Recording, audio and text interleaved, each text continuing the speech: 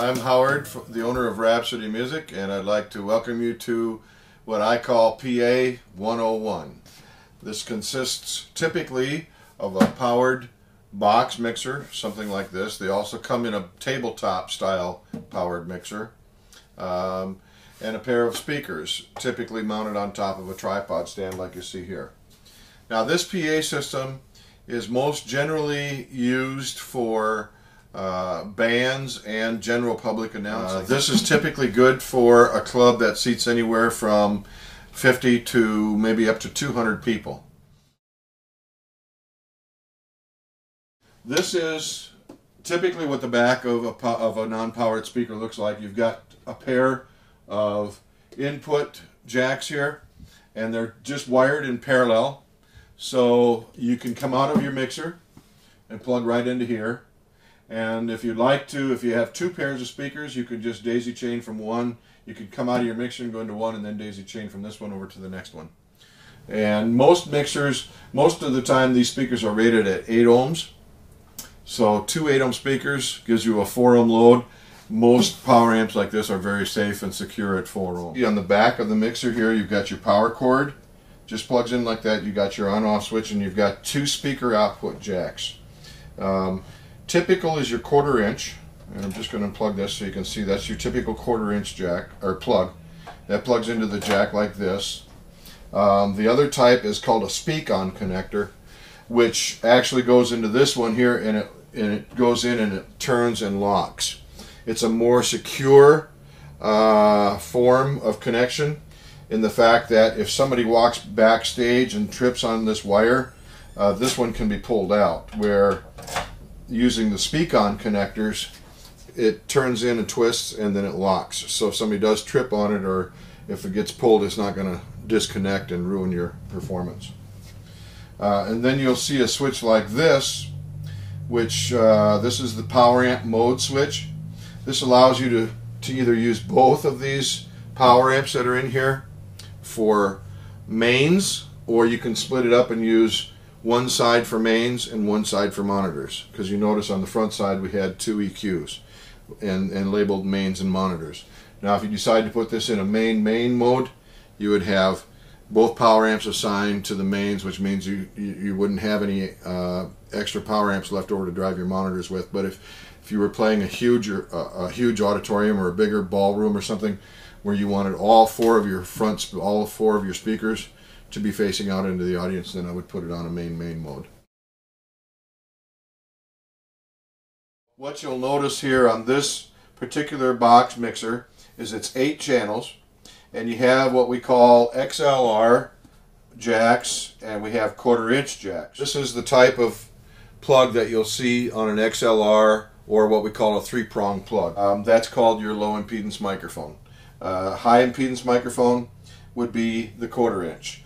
Now you're wondering what this top one is for. That's a line input. For example, if you were going to plug a guitar or a keyboard into this mixer, you would want to go into the line input, not the high impedance input. Then moving up, you'll see a compressor button. And what the compressor does is it takes the portion of your speaking or your music volume level, and it sets a floor level, and it also sets a ceiling level. And so instead of your dynamic range being from way down here to extreme highs, it kind of brings up your floor and brings down your ceiling. So all of your music program or your speech is all within one level, or within these 2 parameters. So instead of having a huge dynamic range, you've got a smaller dynamic range, which is what you want. You don't want to overuse the compressor, because if you overuse it, it can almost give you a squashy sound. We go up to the first knob here, which is your volume control, and you'll see that there's a U right above that. That stands for unity gain. You're also going to see that there's a U on the master section over here. That's for, again, unity gain. Unity gain means maximum amount of power, output power, that mixer is going to have. So what I do when I'm setting up my mixer, the first thing I'll do is go to my master section here, and I'll set up unity gain. Then you bring up your volume here to taste. The next three controls are bass, mid-range, and treble. Now I'm going to turn those so that you can actually hear what they do. Take the bass all the way out, and as I start turning it up, you'll hear my voice getting fuller and fuller, fuller. Okay, now I'm going to do the same thing with the mid-range control, and you'll hear even more of a dramatic difference there. A lot of times your feedback will come in this range. Feedback is that squeal that you just heard, and you get it in the mid-range, and you can also get it in the treble. Moving that treble, I'm going to take the treble all the way down to -15, which is counterclockwise, all the way as far as you can go, and then I'm going to roll that treble forward. And as I bring it forward, you'll be able to understand my voice a little better. You can hear the clarity. But you have to be a little careful in using this control because it can also be another control that may induce some squeal or what we call feedback. So before we get to this secondary knob, this orange one, I'm going to talk about the top one here. This is your monitor volume control. This is the control that controls how much of my voice I have coming out of the monitors that are facing back at me, so I can hear what I'm playing or what I'm singing as the rest of the band is playing. This is your monitor master volume control. Again, we set it at the unity gain, and then we have 7-band EQ on here, and that 7-band EQ is used as in conjunction with your tone controls that are on each channel. Whenever we set up a PA, we always want these to be at 0, and then we boost or cut the frequencies that we need to get rid of feedback and squeal. So as I start to bring up the bass here, you can tell the difference in the tone. Okay, so this side here, over here, is for your bass frequencies. The middle ones are for your mid-range frequencies, and then the end ones over here are for high frequencies. If I roll that off, I've taken all the bass out of my voice. If I bring it back up, you can hear the amount of bass that comes back in. So and they all are tied in together. So now I'm on to this one here, the 250 hertz. And as I bring that up more, you're going to hear it get a little bit howly. And that's, again, part of that EQ process. Now, the next one is 500 hertz. And as I bring that one in, it almost starts to get FM radio sounding. Check, check, 1, 2. You can hear that, how honky that's starting to sound. If I bring it down like that, then it gets a little more softer tone to it. Okay, then the next one is 1K, which is going to start on the higher end, upper mids. Gets kind of honky sounding. If I take it out, you start to lose some of the clarity. And then also from there, then we move up to the 2K. Now you can tell that's more of a higher frequency. That's starting to bring out a little bit of a high honk in my voice, but it's also bringing out more clarity. And you'll see that as I pull that down. Check, check. Check, check, 1, 2, 1, 2, 1, 2, 1, 2. So you can see that it's added more. Check, check. And then now we move into the really high frequencies. This one in particular here is 4K. That stands for 4,000 hertz. So as I take that down, it's getting a little muddier and harder to understand what I'm saying. As I bring that up, you can tell the difference. There you go. Check, check, 1, 2. And then this one is the real high frequency, and you can definitely hear a difference there. That's like the tweeters. So if I take that out, now you've noticed that, especially if I take both of those out, I've lost a lot of sibilance. If this was in a band situation, all you would hear is a lot of rumble, rumble from my voice. Now, I don't recommend this all the time, but in a lot of rooms, an easy way to set this, a lot of guys will just kind of give it a little bit of a smile. And I'm sure you've heard of the EQ smile if you're into PA gear at all. Well, this is kind of the EQ smile, and it doesn't work for every room, but it's just kind of a soft V or kind of a soft smile appearance there.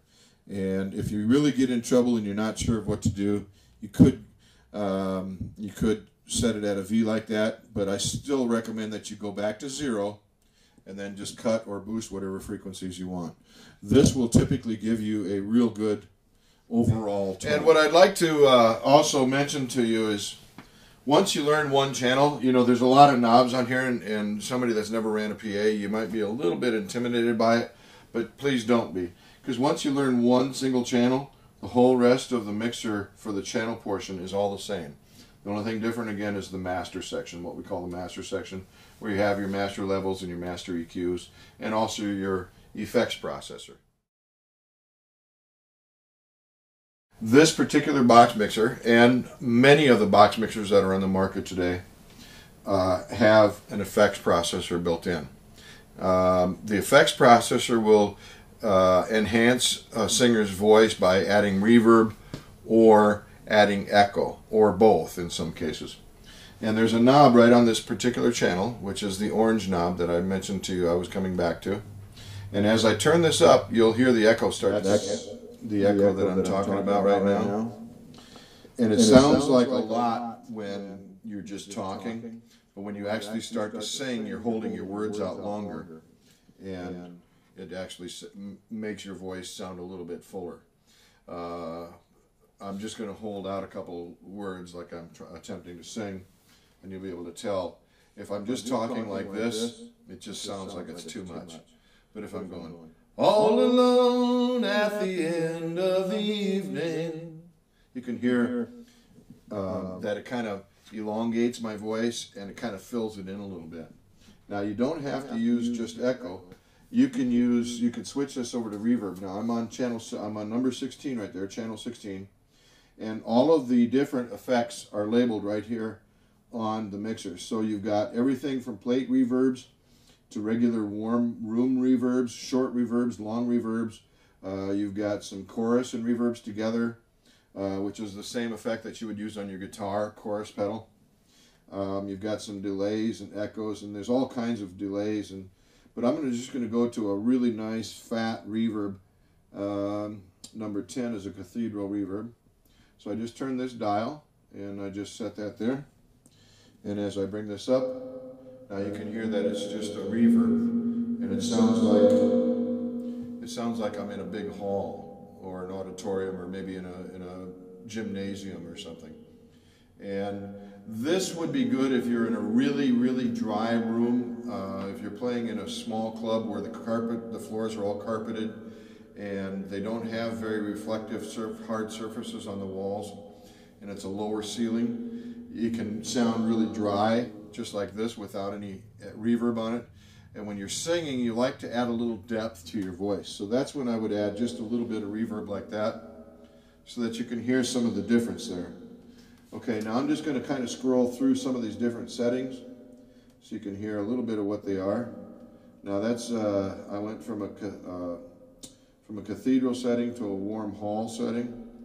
I'm going to jump back up here to something a little bit more chorusy. Now that's kind of a doubler effect there.